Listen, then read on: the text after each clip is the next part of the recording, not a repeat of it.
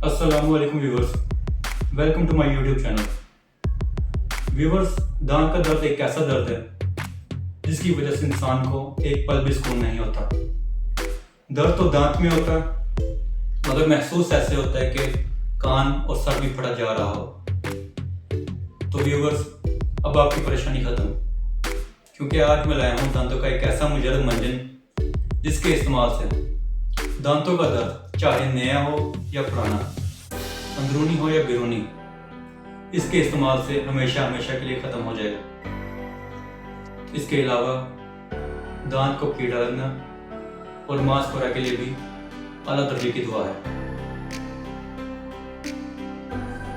और अगर अंदरूनी तौर पर इस्तेमाल करना हो तो दांत दर्द में ये मुफीद है ही। इसके अलावा पेट दर्द, रियाही दर्द, बदहज़मी और ज़ौफ़े मैदा के लिए भी आला दर्जे की दुआ है।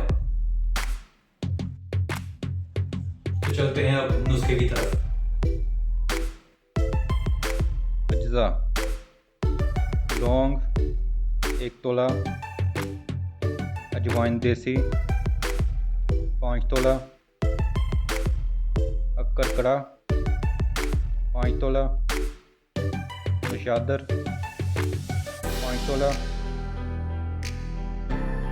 नमक खुर्दनी 5 तोला। तरकीब तैयारी: सबको पीस कर सफ़ूफ बना लें। तरीका इस्तेमाल: थोड़ा सा मंजन लेकर दांतों की जड़ों में रख दें या हल्का हल्का मल दें।